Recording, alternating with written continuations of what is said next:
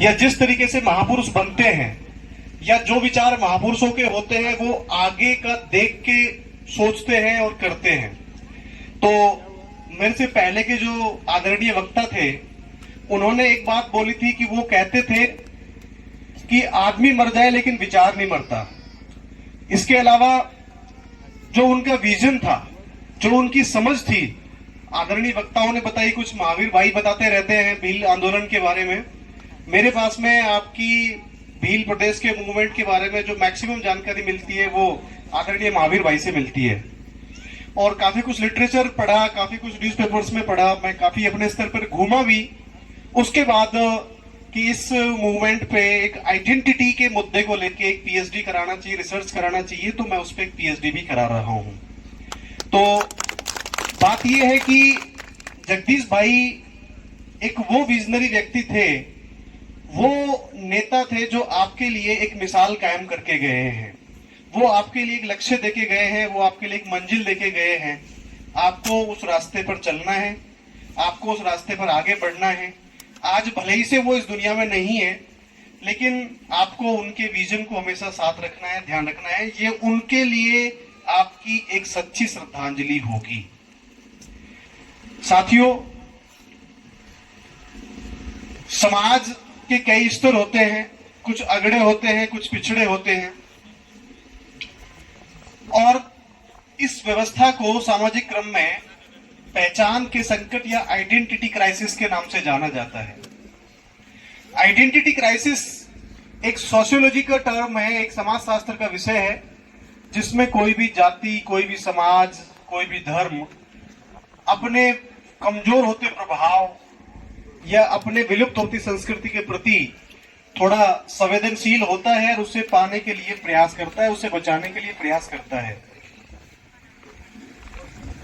जब हम राजनीति में इस टर्म को यूज करते हैं तो वो बन जाता है आइडेंटिटी पॉलिटिक्स की राजनीति के रूप में हम देखते हैं।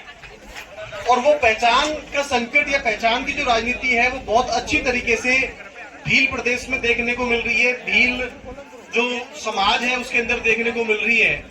और ये जो पहचान है ये आप सभी को क्षेत्र के भेद बुला के एक कर रही है, आप सभी को अपने साझा लक्ष्य के लिए प्रेरित कर रही है, आप सभी को आगे बढ़ाने के लिए प्रेरित कर रही है। मैं चाहूंगा कि आप अपनी जो पहचान है, जो आइडेंटिटी है, एक मिनट के लिए आप बोल रहे थे कि एक आरक्षण को लेके 30 मई को कोई बैठक है, 30 मार्च को बैठक है। मैं यहाँ पर कहना चाहूंगा कि आरक्षण तो सरकारी क्षेत्र में है और सरकारी क्षेत्र को बहुत सीमित किया जा चुका है। विशेष करके नौकरियों की बात करें तो सरकारी सेक्टर जो है वो लगातार कम होता जा रहा है। रेलवे को प्राइवेटाइज कर दिया गया है, इवन फौज जो है तो फौज भी अग्निवीर हो गई है। तो आपकी जो मांग होनी चाहिए वो होनी चाहिए संसाधनों का पुनः वितरण। जो नारा होना चाहिए, जो मांग होनी चाहिए वो संसाधनों का पुनः वितरण होना चाहिए, क्योंकि संसाधन जो है, रिसोर्सेज जो है, उन पे कुछ लोगों का कब्जा है, उस पे कुछ वर्ग का कब्जा है। और ये प्रकृति का नियम है कि जब पैदा हुए थे समाज की प्रारंभिक अवस्था में सभी बराबर थे।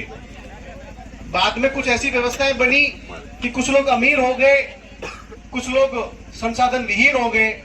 लेकिन आज आजादी के 75 साल के बाद में ये बात आपको उठानी पड़ेगी, यदि आपके पास संख्या बल है, कि संसाधनों का पुनः वितरण हो। साथियों, मैं अक्सर कहता हूं कि जब देश को आजादी मिली, मैं 14 अगस्त की बात करता हूं। 14 अगस्त को देश के सामने 3 समस्याएं थी। हम गुलाम थे, मतलब राजनीतिक समस्या थी, समाज में छुआछूत था, ऊंच नीच थी, मतलब सामाजिक समस्या थी, और समाज में अमीरी गरीबी थी, मतलब आर्थिक समस्या थी। 15 अगस्त 1947 को देश को आजादी तो मिल गई, लेकिन जो 2 समस्याएं थी, सामाजिक और आर्थिक, वो बनी रही। एक भूखे व्यक्ति के लिए, एक भूखे बाप के लिए जिसके बच्चे भूखे हैं, उसके लिए आजादी कोई मतलब नहीं था। उसके लिए मतलब था कि उसका पेट और उसके बच्चों का पेट भरे। एक भूखे समाज के लिए आजादी का कोई मतलब नहीं था, उसके लिए मतलब था कि उनके समाज जो है वो उसका पेट भरे।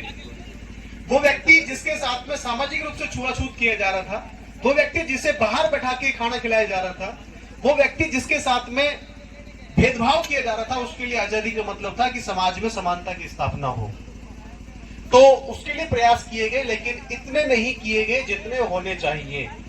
तो आइडेंटिटी की जो भावना होती है, पहचान की जो भावना होती है, वो भावना होती है जो संगठित होके, एकजुट होके अब संसाधनों पर अपनी वाजिब मांग का दावा करती है। और ये दावा संवैधानिक होता है, गलत नहीं होता, क्योंकि संसाधन पूरे समाज के हैं। भारतीय संविधान का अनुच्छेद 38 और 39 इस बात को कहता है कि संसाधन सभी के हैं और सरकारों को सामूहिक रूप में उसका उपयोग करना चाहिए। इसलिए मैं संक्षिप्त रूप से एक विजन, एक नारा, एक समझ देके जाऊंगा। ये मेरा आपसे आग्रह है कि संसाधनों के पुनः वितरण की मांग को भी आरक्षण के साथ में शामिल किया जाए, क्योंकि आरक्षण सिर्फ सरकारी नौकरियों तक है, लेकिन जो ये सब चीजें हैं, ये पहाड़ है, ये पर्वत है, ये नदियां हैं, ये सारी चीजें, इनको कोई पैसे वाले लोग बेच जाएंगे, खरीद लेंगे, कमा जाएंगे, जो भी करेंगे। लेकिन संसाधन, जो सभी चीज इंसान के काम आती है, संसाधन होती है, उस संसाधन पे समाज के सभी वर्गों का समान रूप से हक होना चाहिए। मैं ये कहता हूं कि जो कमजोर है उसका हक पहले होना चाहिए।